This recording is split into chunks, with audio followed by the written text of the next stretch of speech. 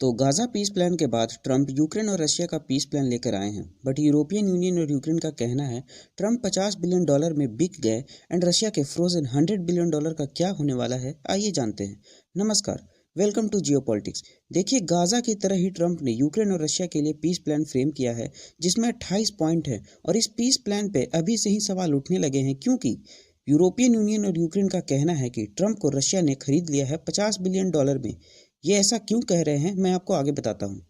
According to Trump peace plan, Ukraine Russia को वो territory तो देगा ही जो अभी रशिया कंट्रोल करता है, लेकिन यूक्रेन अपनी वो भी टेरिटरी देगा जिसे रशिया ने अभी तक ऑक्युपाई भी नहीं किया है, जैसे क्रीमिया, दोनेत्स्क। हालांकि दोनेत्स्क को यूक्रेनियन फोर्सेज अभी कंट्रोल करते हैं, फिर भी उन्हें ये रीजन खाली करना होगा और ये वो रीजन बनेगा जहां कोई मिलिट्री नहीं रहेगी। बट ऑफिशियली ये टेरिटरी रशियन फेडरेशन को बिलोंग करेगी, लेकिन यहाँ रशियन मिलिट्री एंट्री नहीं करेगी क्योंकि ये एक डीमिलिटरीलाइज्ड जोन बनेगा। हालांकि हम सबको पता है एक बार रशिया ने इस रीजन को कंट्रोल कर लिया फिर वो अपनी मर्जी चलाएगा, क्योंकि रशिया यूएसए को कितना सीरियसली लेता है हम सबको पता है। एंड वहाँ पे डेफिनेटली रशियन मिलिट्री मूवमेंट करेगी, चाहे यूएसए डीमिलिटरी जोन कर दे, पुतिन नहीं रुकने वाले। और तो और इस प्लान के अकॉर्डिंग यूक्रेन को अपने आर्म्ड फोर्सेस के नंबर्स को भी कट करना होगा और यूक्रेन बस 6 लाख अपनी मिलिट्री कैपेसिटी रख सकता है। हालांकि यूक्रेन की आर्मी टोटल 2.5 लाख वॉर के स्टार्टिंग में थी एंड लास्ट जनवरी में ये नंबर्स 8.8 लाख तक पहुंच गए थे, लेकिन अब यूक्रेन बस 6 लाख मिलिट्री रख सकता है, जो कि ऑब्वियसली रशिया को ही फेवर करता है। हालांकि ये रियलिटी है कि यूक्रेन अगर 10 लाख भी आर्म्ड फोर्सेस रख लेता है तो बिना यूरोपियन यूनियन और बिना यूएसए के यूक्रेन रशिया का कभी भी सामना नहीं कर पाएगा, क्योंकि रशिया एक मिलिट्री जाइंट है यूक्रेन के सामने।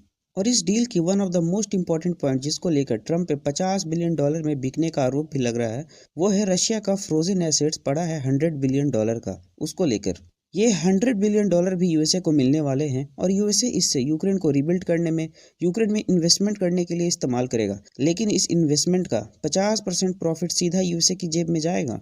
और इसी पॉइंट को लेकर यूरोपियन यूनियन और यूक्रेन दोनों ट्रम्प को बोल रहे हैं 50% प्रॉफिट के कारण यूएसए ने ऐसा पीस प्लान ड्राफ्ट किया है जिससे सीधा सीधा रशिया को फायदा हो रहा है।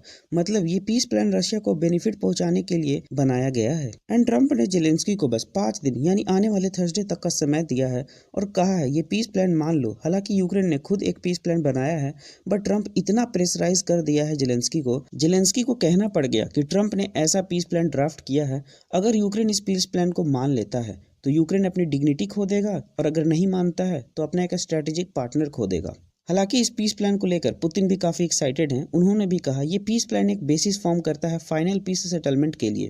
हालांकि अब आने वाले थर्सडे में बस 5 दिन बचा है और देखते हैं यूक्रेन क्या करता है। क्या वो ये पीस प्लान मानता है या फिर यूरोपियन यूनियन के साथ मिलकर यूएसए को छोड़ देगा और यूरोपियन यूनियन के साथ मिलकर रशिया का सामना करेगा। और अगर ऐसे और जियोपॉलिटिक्स अपडेट के लिए सब्सक्राइब करें। Thank you.